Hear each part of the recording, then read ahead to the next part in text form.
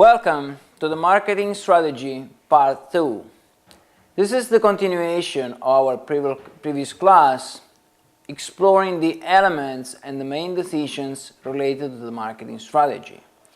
This is also the seventh part of our module on marketing and marketing strategy, and in the general program related to the investment analysis and the evaluation of an investment project. We're dealing with the topics related to marketing, since the project is realizing products, being goods or services, and those products have to be delivered to a specific market and finally sold to specific customers. As being the module, the continuation of the previous one, the outline will recall previous elements, and then we will deepen our understanding of other additional aspects. As for the outline, we will record the main features of the 5 elements, the so-called 5 elements of the marketing strategy. And then we will introduce new areas of interest related to the marketing strategy. Namely, we will deal with the market assessment report and with the marketing program. And eventually, we will conclude this part by exploring the conjunction with the production program. So, to give you some more elements, some additional elements, we will consider the features that we started from the last time, and we will finalize our presentation to the exploration of the links between the marketing and the production program. The bridge between the pure analysis and the conjunction with the production program is based on 2 elements: the assessment of the market and the program of marketing related activities. So, such an outline is very significant from a managerial standpoint. I mean that if we consider the conjunction with the production program, starting from the marketing, we're assuming the idea that we are defining the marketing strategy and then we're defining the production program. Which means that we are assuming the hypothesis that it's the market which is pulling the products that should be manufactured by our company. On the contrary, if we consider the production plan or the production program as the dominant part, we are assuming a totally different hypothesis, which is based on the consideration that the company is deciding what to produce and then it's delivering its products to the market through the distribution channels by adopting a marketing strategy. So, as we will see, the outline is consistent with both the approaches. It's a strategic choice by the company, define what kind of specific approach we're assuming for implementing such a project. So, in order to be specific, let's start from the first point, and let's recall that these 5 elements of the marketing strategy are the product and its classification and characteristics, price, and we have dealt with different approaches and different strategies, promotion and advertising, which are the way the company is trying to give its existing and potential customers a trial of the product. Distribution, which is one of the elements that we'll deal with today, and services. We have considered the services as closely related to the promotion as well. So, we have a trial of the product, and then we have additional services and information and delivered to the customers even after the buying event, even after the transaction is completed. So let's explore the main features about distribution.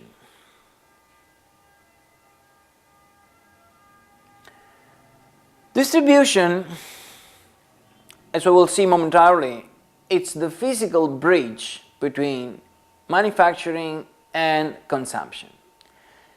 It's the connecting element between the company and its market, or its markets, if we have many. Distribution is dependent on the nature of the product to begin with.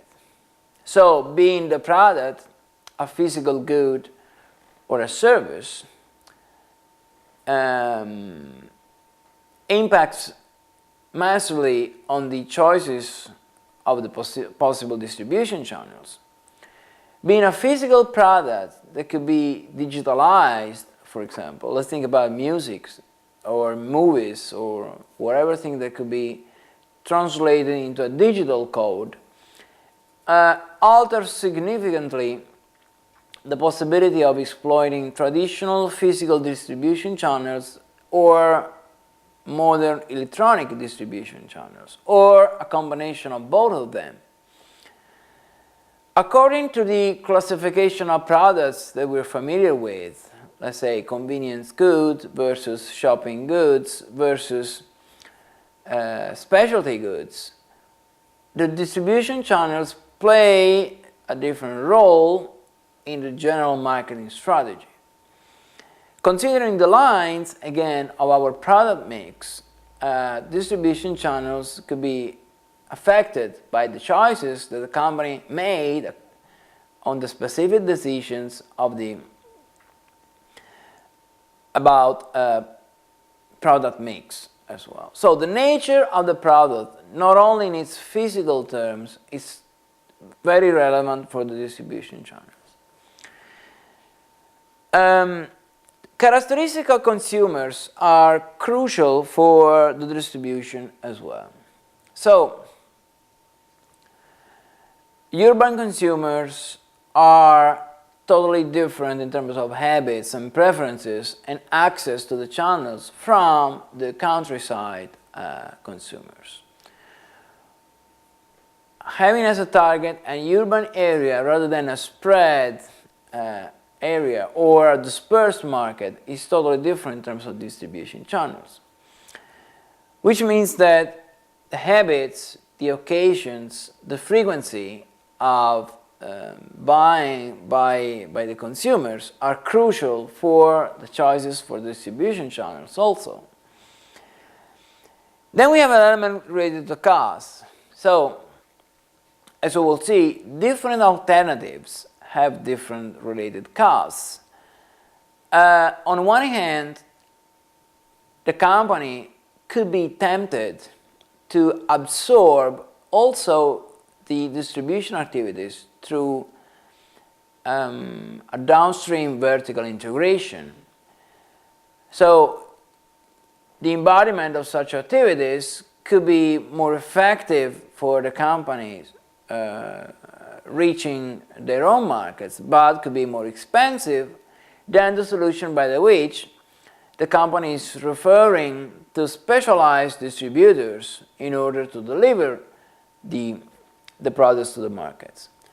On the other hand, each partner, each intermediary in the process, as we will see, is eager to win the game of competition with its competitors. So it's each of these partners could be profit oriented, which means that the company itself is exposed to the creation of value, exigencies of creating value by all these different companies. Then we have the item related to the servicing channel members, which means that each member of the channel could be able to deliver some additional services like assistance or maintenance as well, But we should consider as well that all these actors are related in a distribution supply chain. And then, again, we cannot ignore the practice of our competitors. So, competition is made also on the choice of the different distribution channels. So some channels could be busy or crowded by our competitors. Some channels could be new or unexplored or underexploited by our competitors. This analysis is a crucial part for the definition of the distribution channels too. So let's try to figure out this situation by picturing the role and the potential links among all these possible actors. So, if we consider the actors, this is one of the classification by which we could explore the role played by different firms, by different actors in the same scenario of distribution.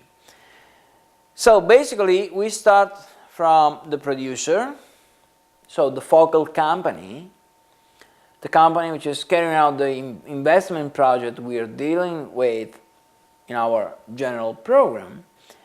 And as we've seen already, these products, being physical goods or services, are meant to be consumed by the consumer.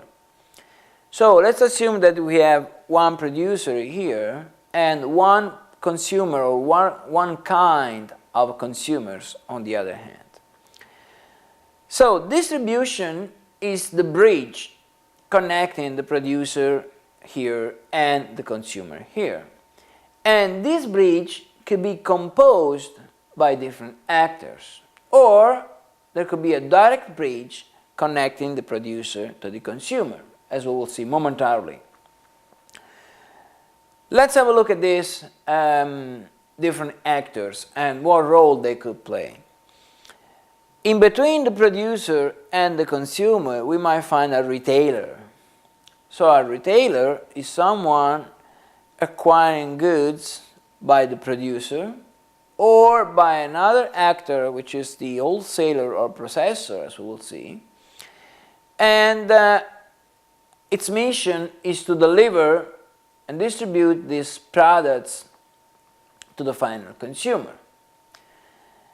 So if we think about food, for example, here we have producer, here we have the consumer, here we have the retailer, being the supermarkets or the grocery stores buying food and reselling these foods to the final consumers. Wholesaler is a buyer of producer products, and the wholesalers have retailers as first client. So the wholesalers generally, apart from some exceptions, do not see the final consumer. They just resell smaller stocks of products to the retailers. So the wholesaler made this business out of the economies of scale, buying large stocks from the producers and reselling smaller stocks to the retailers.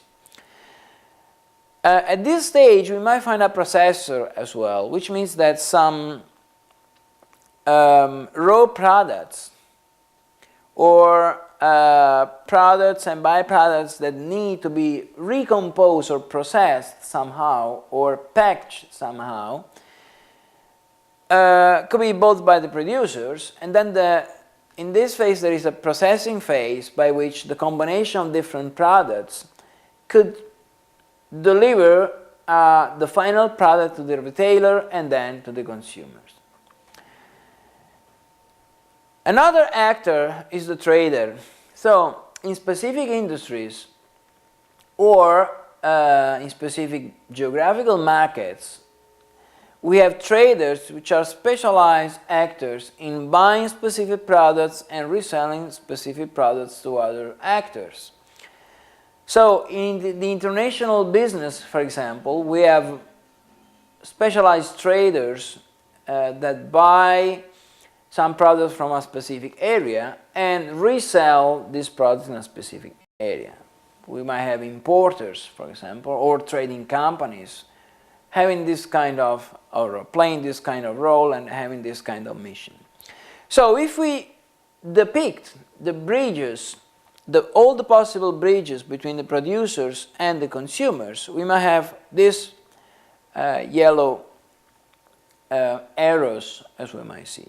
We have direct distribution when the producer is able to sell straightforward to the final consumer. Then we have indirect distributions when we have one, in this case, or more actors, as in these cases, where different actors are taking part of the distribution process. So, when we consider the actors, they play different roles in this distribution process, and they are linked, they are connected by different possible linkages, as the yellow arrows in this picture could show. This is just an aseptic description of the role and the links of the different actors.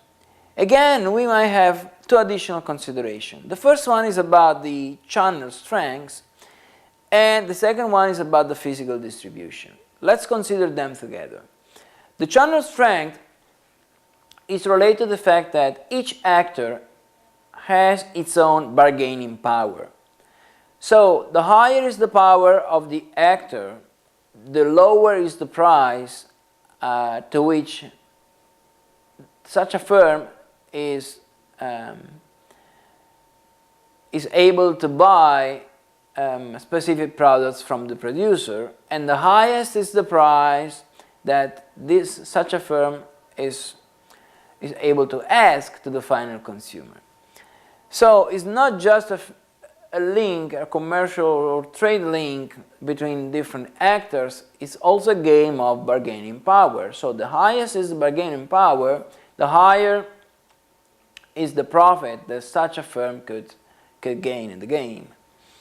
Then we have the consideration of the physical distribution. Physical distribution means that according to the nature of the product and according to the strategy for marketing such a product, we might be able to have a very spread and capillary distribution of our product, or we might choose to have specific hubs for distributing our products. So when it comes to machinery, for example, which is a producer goods aimed to reach other firms, the distribution exigencies might be totally different from a consumer good like food, for example, which is intended to be distributed in a high density manner in a specific area. So we might have different physical distribution related aspects that could interfere or impact on the decisions about the distribution channel structure.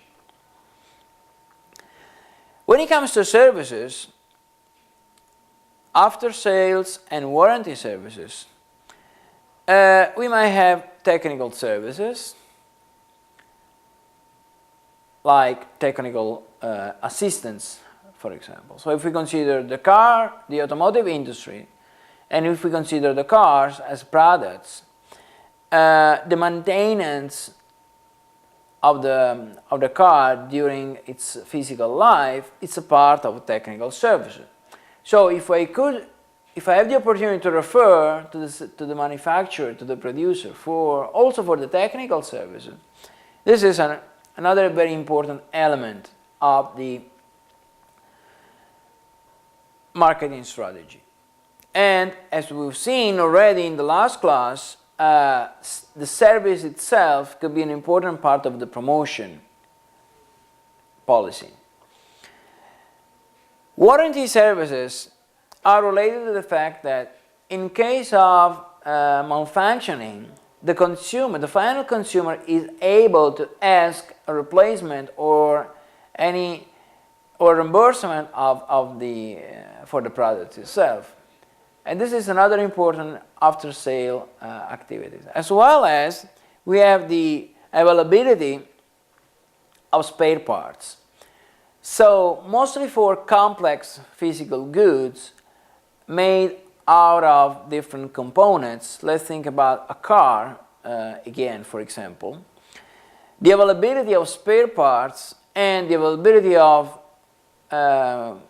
specialized workforce personnel able to replace spare parts is a crucial aspect of the general marketing strategy. So, by considering the alternatives related to distribution and to after-sale services, we have completed the 5 elements of the marketing strategy. So at this stage, considering what we said during our last class and consider the additional part that we have developed so far, we're able to master and take under control all the elements of the marketing strategy. When it comes to the implementation of such a strategy, we have to deal with the additional elements that we have explored already in the presentation of our outline. Specifically, all these activities lead to a market assessment report. So we started with the market analysis, then we have dealt with the marketing strategy. Now it's time to deal with the market assessment report.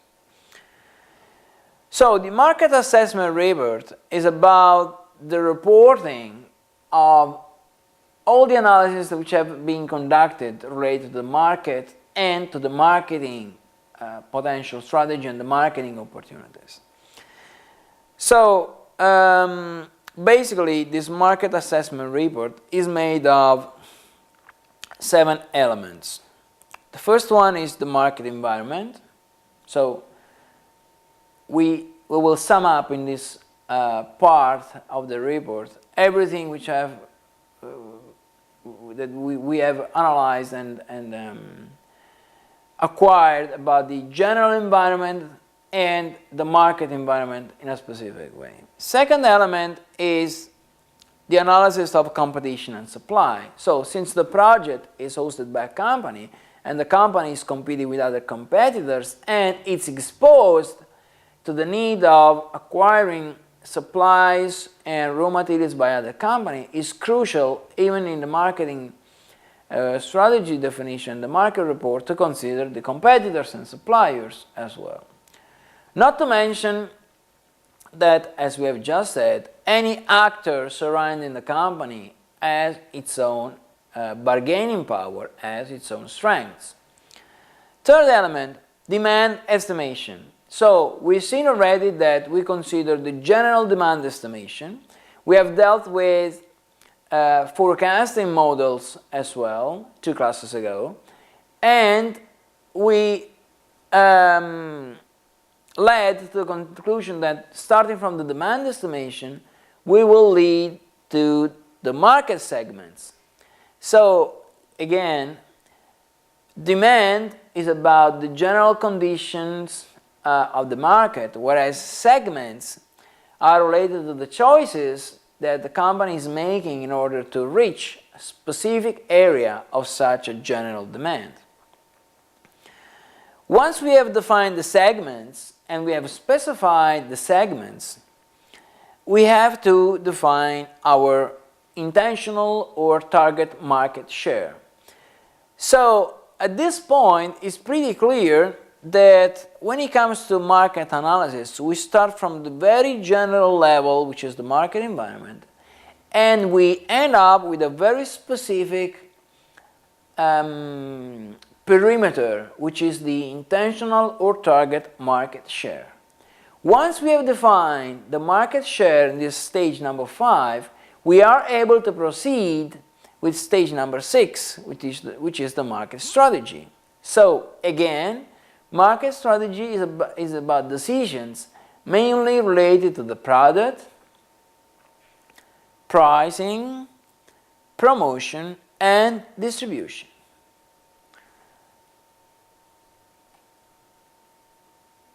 And eventually, we have to define a market program. So, the report itself is the sum up of the previously explored areas, which are the components of this module as well. We start from the general market and we end up with the market share definition and the marketing strategy. And then we have to translate these ideas into actions through the definition of the marketing program. Now, the marketing program is made of expected and planned actions. We have to translate again ideas into operations, decisions into actual facts. So the program is made of specific choices related to 5 main elements of which are relevant from a managerial standpoint. The first one is about organization. Organization is, as we've seen already, the idea that we have to commit people and we have to arrange activities related to the marketing strategy that we have just defined. So organization is about the arrangements that we make around the market analysis or the market monitoring. It's about distribution channels. It's about how to translate into actions all the characteristics that we have theoretically defined about the product mix and so on. So organization is a very important element. Just to mention that if the company, for example, is designing to have a direct distribution of its products, it's very important that the retail points, let's say the company stores, are arranged in a way that the competencies which are present in the stores are consistent with expected image and reputation that the company has associated to its products. So, for example, in the fashion industry, it's crucial to have workforce personnel operating in the stores, in the company stores or the flagship stores, as they are called sometimes as well. And it's crucial to have personnel incorporating the competencies which are consistent with the image of the products that the company has defined in the product mix. If it's not the case, then we have a misalignment between the intentional product and the delivered product. And since each product, even physical goods like garments, for example, are made of a package, and this package is incorporating information, services, counseling, and other supportive activities, it's crucial to have personnel able to deliver such activities consistently.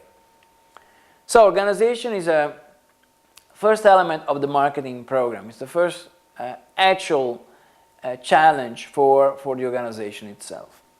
Second, definition of the distribution channels. So once we have set up the organizational items, then we have to consider distribution alternatives as well.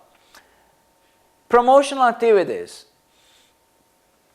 The different promotional activities have different cost structures and cost levels, and they have different expected benefits considering the specific nature of the product we're taking in consideration. So it's not just about the exploration of the technical alternatives, it's also the evaluation of the economic convenience of choosing specific alternatives. Sales methods. When it comes to sales, there are different methods that could be put into place.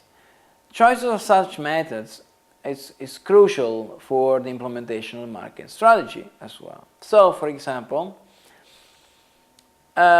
we might decide to be very rigid or extremely flexible when it comes to the discounts that we can recognize to our final buyers. If the policy around discounts is not that clear, such an ambiguity could compromise the effectiveness of the marketing strategy itself. Fifth element, after-sales services, as we mentioned already.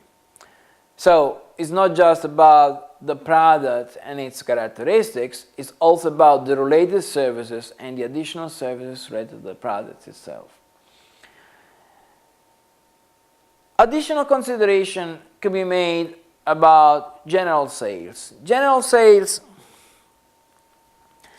could be analyzed considering four main elements. The first one is the awareness. The awareness could be related to the company as a whole, and or could be related to the different products of such a company. So we might be aware of the company, but we might not be not aware of a specific product. Or, if we recall the idea of product mix, within the same product we might have different lines, and our final buyers might be aware of some lines and not aware of some other lines.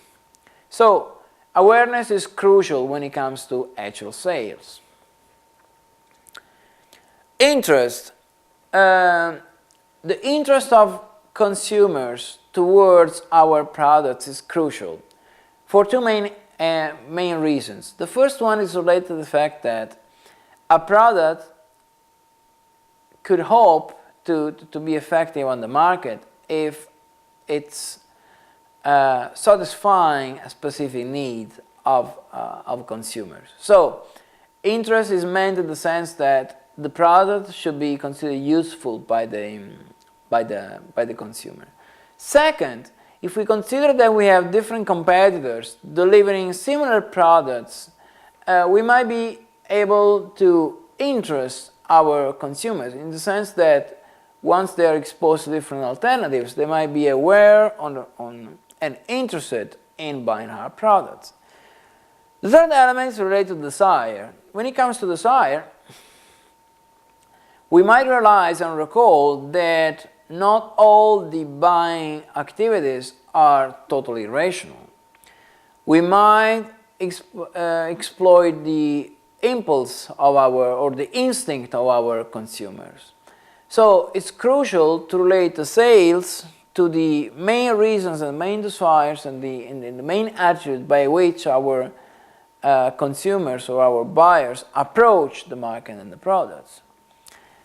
And the last element is related to actions. So the way that our sales forces act compared to the consumers, and everything that could be observed from an external standpoint when it comes to sales. Other elements to build company's image. Company's image is something which is very difficult to build and very easy to waste, to destroy. So it's a day-by-day effort in trying to send positive messages to the general market through our products.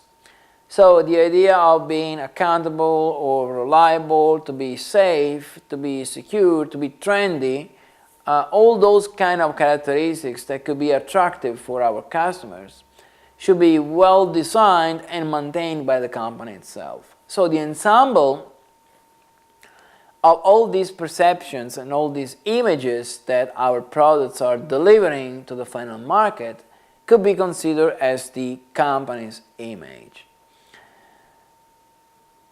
It's a long process, and what is even more difficult is the fact that the company image, it's systemic characteristics, which means that if we have different elements and we consider the products as different elements, the image is an emerging characteristic of such a product system in the sense that it's something more than just the sum of the different images of the products.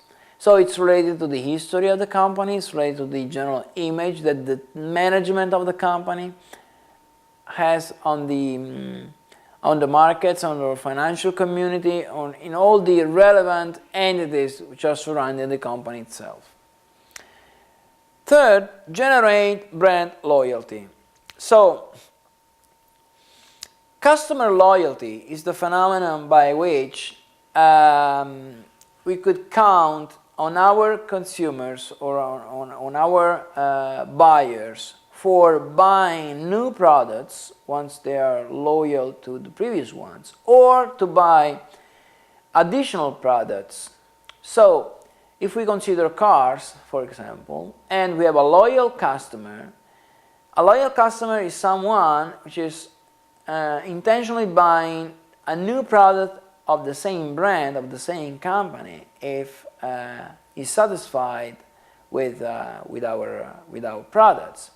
As well as the loyal customer is exposed to cross-selling, meaning that if the company is deciding to manufacture new products, let's say motorbikes or bicycles, if the customer is loyal with one product, it's likely that he's going to buy additional products through this cross-selling activity. So why it's important, is it so important to develop brand loyalty? Since loyal customers are less expensive than new customers, meaning that if we consider marketing as an investment, it's a lot easier to convince a loyal customer rather than to stimulate the buy by a brand new customer. So, generating sales, building company's image, and generating brand loyalty are the main missions of the implementation of the marketing strategy. So, the actual aspects of the marketing program are related to these three main pillars. The last link that we're exploring is the conjunction with the production program. So once we have defined how to reach our market and what to deliver to our market and how to deliver to our market, our products to our market through the marketing strategy, it's possible to make two additional considerations around the conjunction with the production program. First one is that the production program is based on the plant capacity. So, as we will see in next classes, we have to deal with the exploitation of the plant capacity. So, the marketing program should be able to give the company the opportunity to exploit the plant capacity at its best. Since, as we will see in the next classes, only if the plant capacity exploited at its best, it's possible to reach the lowest average cost for production.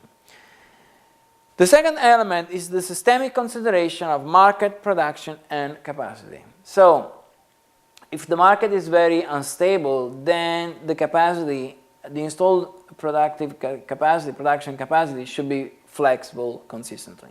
If you have a very unstable market and a very rigid facility, a very rigid plant, then it will be very difficult for the company to implement whatever strategy. Well, that's everything for today. Please refer to our website for further information. Thank you.